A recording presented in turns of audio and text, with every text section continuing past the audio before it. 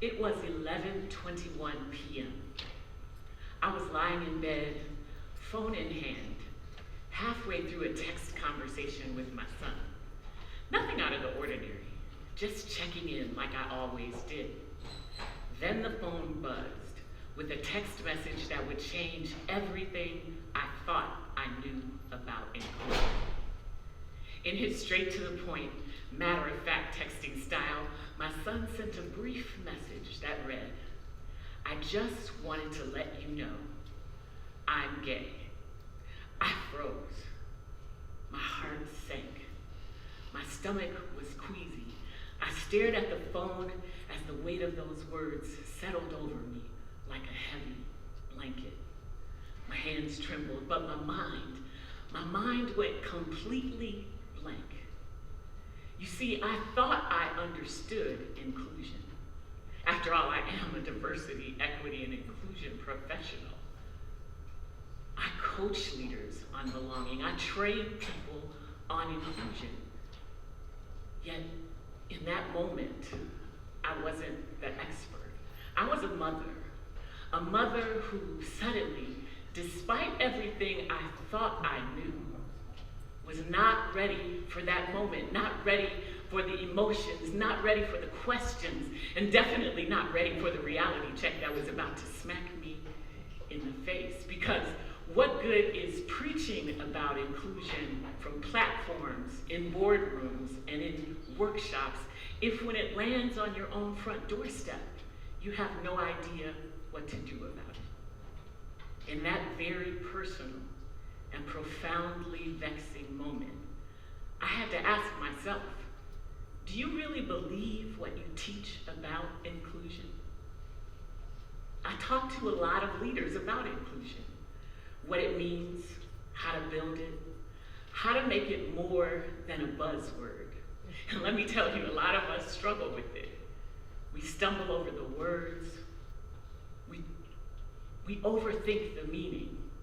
We try to figure out if it's celebrating difference, appreciating authenticity, or just trying not to offend anyone.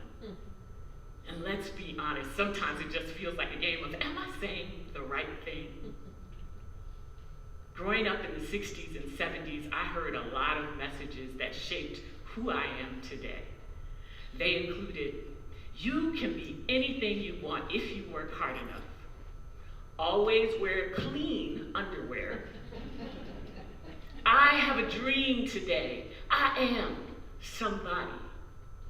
Jesus saves. Be home before the streetlights come on. If you don't have anything nice to say, don't say anything at all. These words and many more became part of my DNA. They shaped how I see the world, how I move through it, and even how I raised my children. But one text message from my son caused me to question whether those words that meant so much yesterday still meant something today. They just seemed inadequate and insufficient. My son was in his first year of college when he told me. I remember the exact moment. I took a deep breath. I put my phone in my lap and I lay in the bed. I put one hand over my head, trying to process what was happening. The other was pressed over my heart, trying to keep it from bursting from my chest. My husband noticed my expression. He looked over at me and said, "What's wrong, wifey?" I handed him the phone. I watched his expression shift. I felt his silence fill the space between us. And then, as if the universe knew I was about to call him, my son sent another message. The phone buzzed and it read, "I just am not in the mood to talk about this right now." And just like that, the door closed. But wait, I wanted to talk to him. I wanted to see him. I wanted to tell him that I loved him and that nothing had changed. But the truth is everything had changed. And that scared me. I was worried about his future, worried about how the world would treat him, and even worried about how some of our family might respond.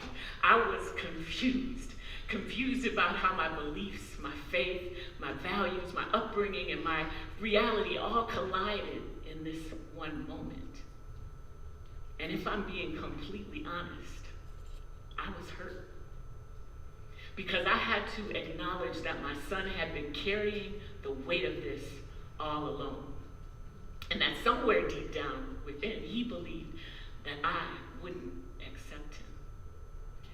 And that was the part that broke me. Many leaders think they have inclusion all boxed up.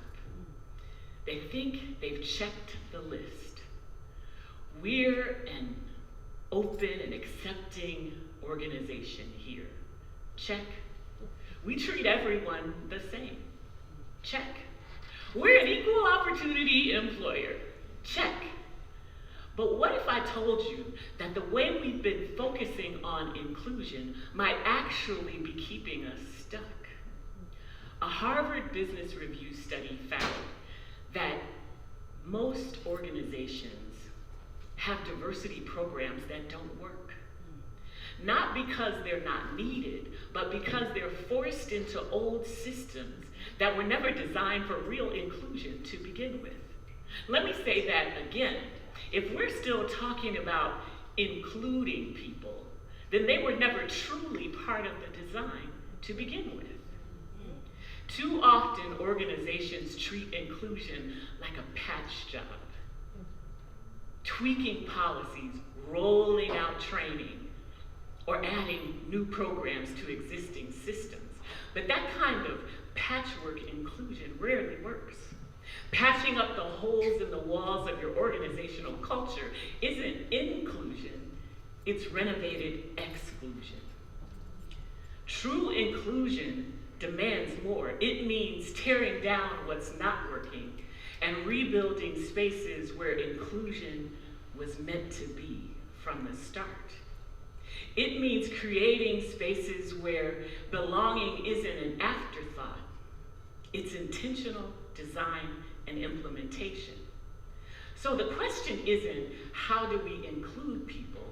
The real question is how do we build systems and structures where no one ever has to feel excluded? Because if we're constantly talking about making room, then we have to admit that the room wasn't built with them in mind. My family and I had some hard conversations after that night. We yelled, we cursed, we cried, we prayed. We worked through the questions, and we're still working through them. Still working through them. And I had to come to the realization that inclusion isn't just a zero-sum game. It's not some people having to lose while others get to win. It's not me forcing my ideas on you or you forcing your ideas on me. It's not mandatory conformity, and it's not tolerance either. It is about belonging, and it's about esteeming others more highly than ourselves. It's about showing up for people in ways that say, you are safe here. You are valued here. You matter here. So the next time you're in a room making decisions, ask yourself, are we just patching up old systems, or are we creating spaces where everyone belongs? When we actively include people, we're not just creating a sense of belonging, we're fostering stronger teams and better outcomes. Korn Ferry did research and found that diverse and inclusive teams are 87% more likely to make better decisions. And they're 70% more likely to capture new markets. So when we build from the ground up, everybody wins. This isn't just about families. It's about communities and workplaces and teams Because when people don't feel like they belong, they leave. And when they leave, it costs us financially, culturally, and emotionally. So this isn't just a moral conversation either.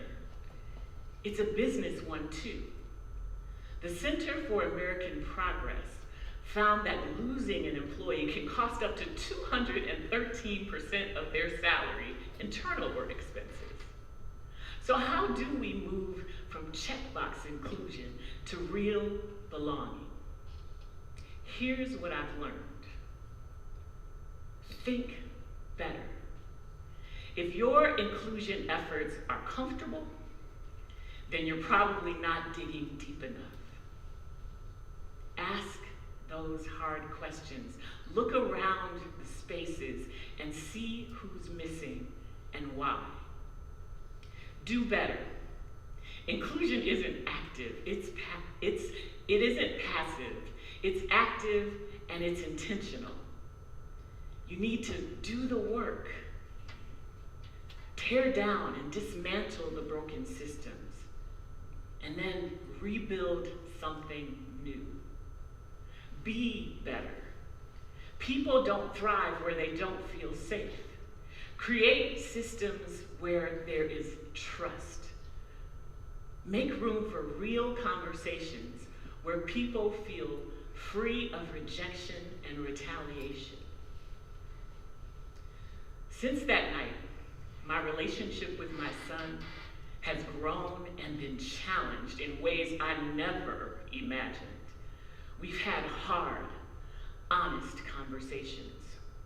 We've deepened our understanding of one another, and through it all, love remains. The same is true for you and the teams and organizations that you lead. If you stop treating inclusion like a checkbox and start treating it like a commitment, you'll build environments where people thrive. And where people thrive, organizations succeed. So I'll leave you with this. What messages of inclusion are you sending? Not just in what you say, but in how people see, hear, and experience you. For over 30 years, I've been a part of or led diverse teams. For over 9 years, I've worked as a diversity consultant, helping people navigate inclusion and belonging. But one text message from my son didn't just challenge me, it reshaped and redefined my life's work. It forced me to ask the hard questions, to rethink what inclusion really means, and to rebuild from the ground up. Now I'm asking you to do the same thing. Take a look around, a hard look around, at the spaces and the systems you're a part of. Ask yourself what needs to be torn down and what needs to be rebuilt. Then rebuild it. Reimagine what could be. Commit to building something better, something where no one ever has to wonder if they belong. Inclusion isn't just an idea or a feeling, it's a practice.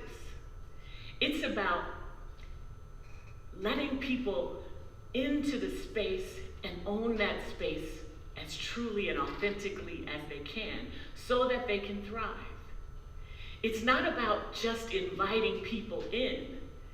It's about creating spaces where they were meant to belong from the start.